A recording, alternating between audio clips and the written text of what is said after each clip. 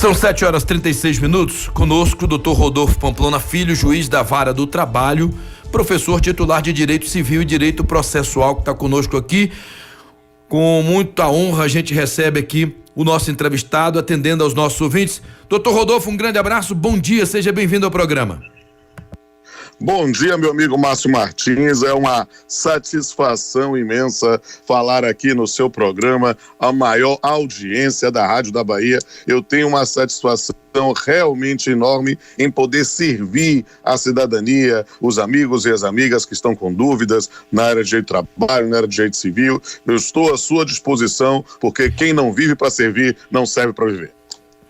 Certo. O doutor Rodolfo Pamplona, muitos motoristas por aplicativo, perguntam, nós não temos direitos trabalhistas? Qual é a relação de trabalho com as plataformas e o motorista de transporte da Uber, do 99, do InDrive, dessas plataformas que estão hoje no mundo inteiro?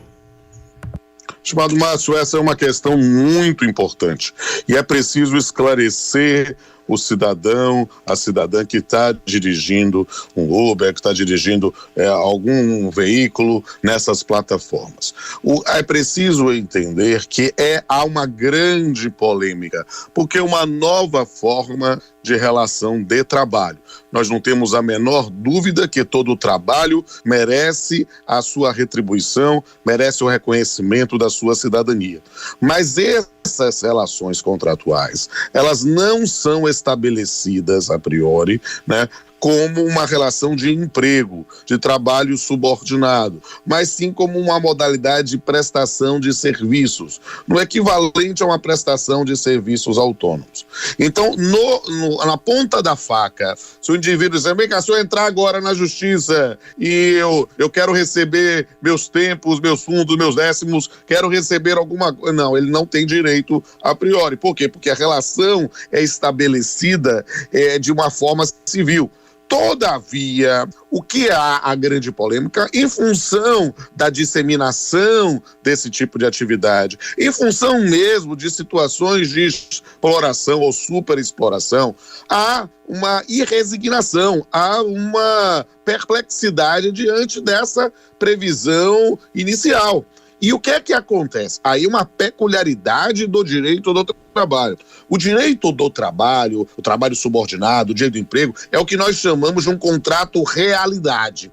Ou seja, em que a pessoa pode ter sido contratada formalmente como cooperativado, como prestador de serviço autônomo, como parceiro comercial, mas se estiverem presentes todos os requisitos para a configuração de uma relação de emprego, claro que o indivíduo tem que fazer a prova disso. Se ele conseguir fazer essa demonstração, ele poderia ter reconhecido o vínculo empregatício e aí ter todos os direitos trabalhistas. Eu preciso dizer ao amigo cidadão, amiga cidadã, que está com essa dúvida se faz, ele deve procurar sempre um advogado, deve procurar o sindicato da sua categoria, para poder ter mais esclarecimentos. Por quê? Porque não é uma batalha fácil. Porque nessa questão há realmente muita polêmica, inclusive no âmbito do Tribunal Superior do Trabalho. Essa matéria ainda não se encerrou nesses debates na Justiça do Trabalho e, quiçá, chegar ao Supremo Tribunal Federal, tendo em vista que fere as regras dos direitos trabalhistas, ou pelo menos toca esse tema, e que é matéria que está prevista na Constituição.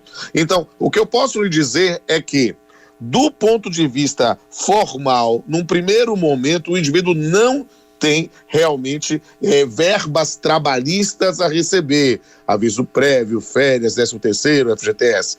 Todavia, se ele demonstrar em juízo isso, e por isso ele tem que estar bem acompanhado, com a prova muito bem feita, nós já tivemos situações de reconhecimento, mas ainda são poucos precedentes no país sobre o tema. O tema realmente é polemicíssimo e por isso eu falo agora mais como professor do que como juiz, é uma matéria que o Congresso Nacional deveria debater para estabelecer pelo menos uma regra própria para o direito brasileiro, para saber o que é que se quer efetivamente, porque por enquanto nós estamos ainda nos debates no Poder Judiciário.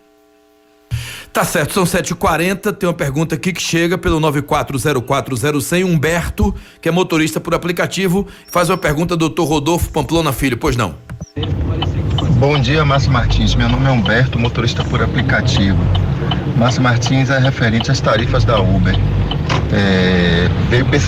Nós motoristas por aplicativo vemos percebendo que a Uber cobra o que quer do passageiro, repassa o que quer para os motoristas e deixando insatisfeito até mesmo os passageiros, entendeu? Porque quando eles sabem que tá pagando tanto para a Uber e tá repassando pouco para os motoristas, cria-se até uma indignação.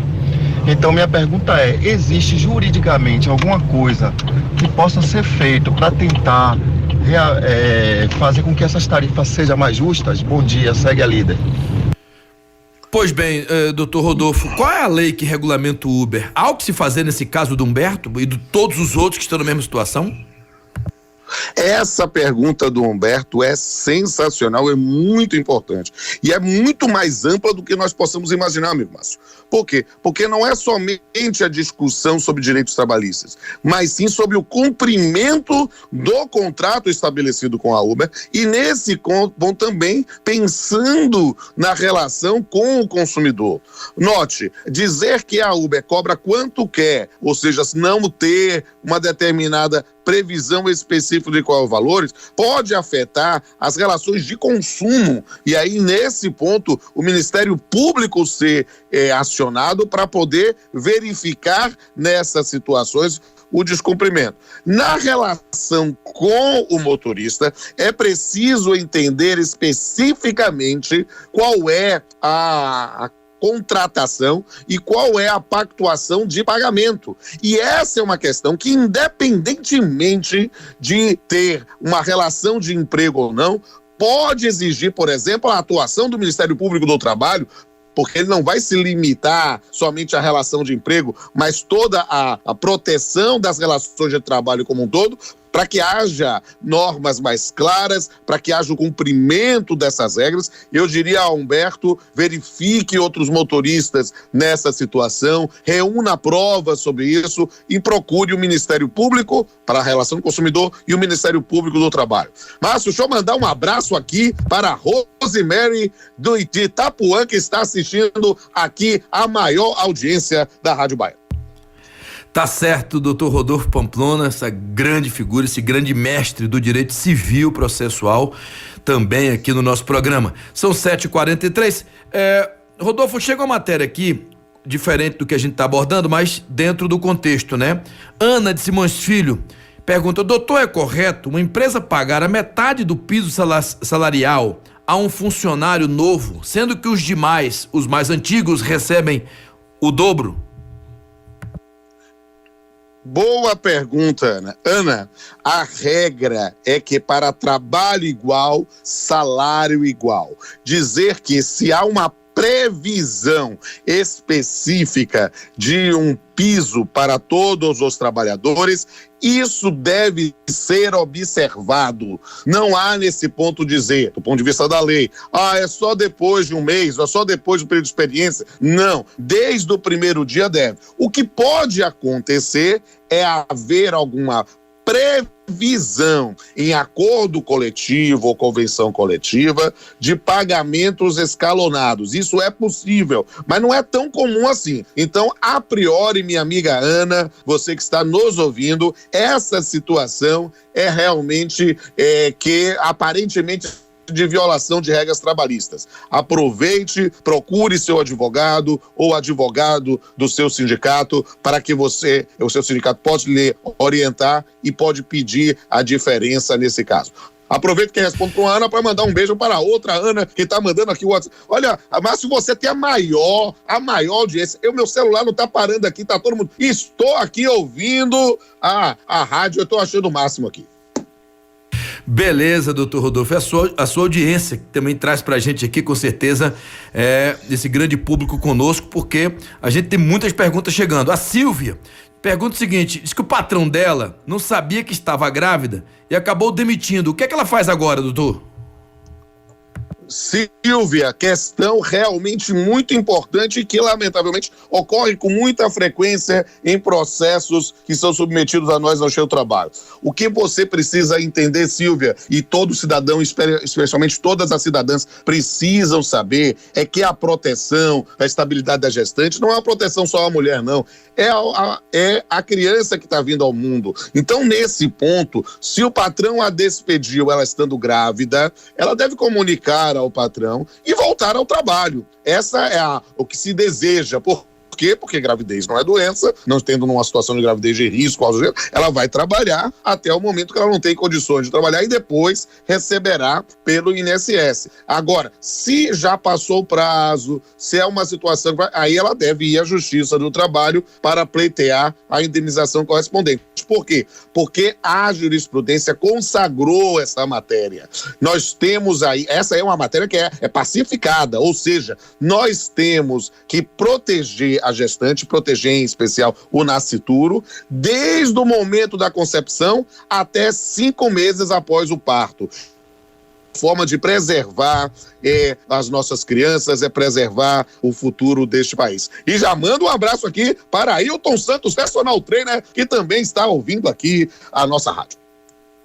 Certo, estamos conversando com o Dr. Rodolfo Pamplona Filho, juiz da Vara do Trabalho, professor titular de Direito Civil e Processo também, em Direito Processual.